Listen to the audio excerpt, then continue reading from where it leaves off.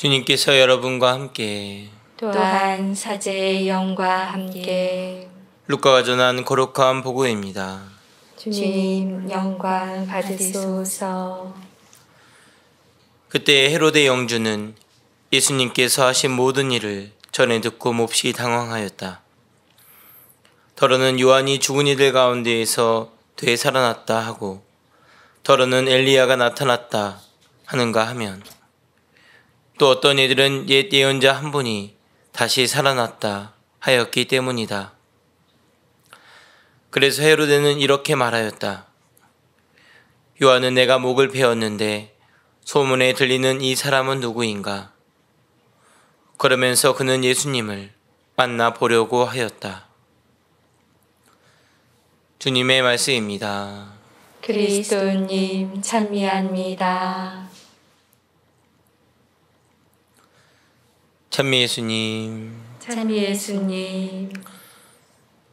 사랑하는 교우 여러분, 여러분들께서는 잘못을 하셨을 때 어떠한 모습으로 그 상황을 대처하십니까? 순순히 그 잘못을 인정하시는 분도 있을 것이고 어떤 분들은 남의 잘못을 들어 자신의 행동을 정당화하시는 분도 계실 것입니다. 또한 자신의 잘못을 또 다른 잘못된 행동으로 덮으시는 분들도 계실 것입니다. 오늘 복음에서 헤로데 영주도 그러했습니다. 자신의 잘못을 또 다른 잘못들로 덮으려 하는 모습입니다. 헤로데 영주는 자기 동생의 아내 헤로디아의 일과 그가 저지른 온갖 악행으로 세례자 요한에게 온갖 책망을 받고 세례자 요한을 감옥에 가두었습니다. 감옥은 잘못한 이들이 가는 곳입니다. 그런데 온갖 악행을 저지른 헤로데 영주가 아무런 잘못도 없는 세례자 요한을 감옥에 가둔 것입니다. 이러한 모습이 보여졌던 이유는 자신의 마음을 세례자 요한이 불편하게 했기 때문입니다.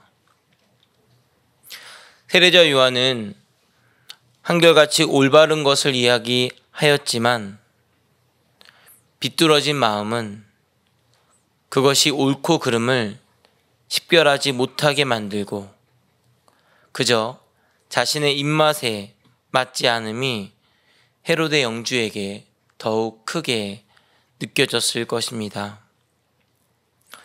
그래서 그 불편하게 만드는 소리를 자신에게까지 올라오지 않는 곳으로 보내버린 것입니다. 바로 감옥이라는 울타리 안으로 말이죠.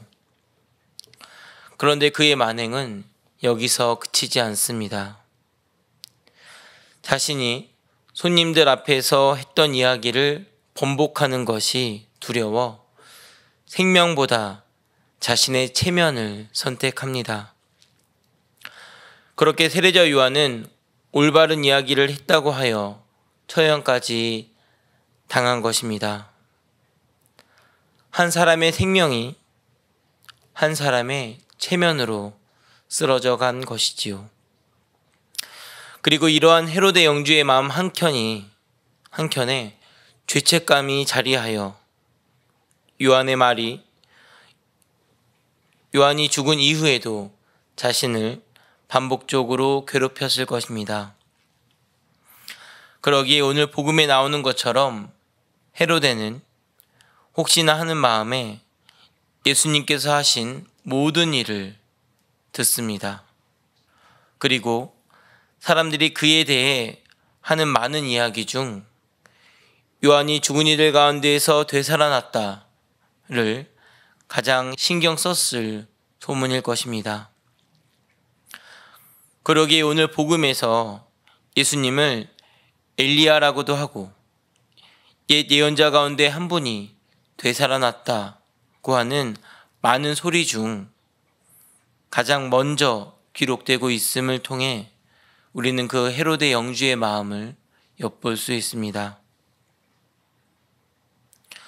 죽었던 요한이 되살아났다는 소문은 헤로데 영주의 마음이 담겨 있다고 할 수 있는 것이죠. 그러면서 그는 예수님을 만나보려고 하였습니다.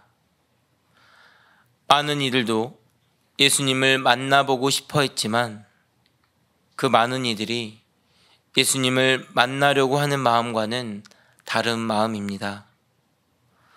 상처와 치유, 갈증으로부터 해방되고 싶기에 예수님을 만나려고 했던 것이 아니라 행여 자신의 과오가 그로 인해 드러날까 하는 두려움 섞인 마음입니다. 사랑하는 교우 여러분, 헤로데 영주가 보았던 과오를 우리도 반복하지 맙시다. 자신에게 들려오는 수많은 소리 중 비록 불편하고 아프지만 그것이 자신을 위한 소리라면 없애버리고 치워버리는 것이 아니라 오히려 마음에 곰곰이 되새겼던 그 성모님의 모습처럼 우리도 그 곰곰이 되새기는 모습을 통해 예수님을 만날 수 있기를 청해 봅니다. 잠시 묵상하시겠습니다.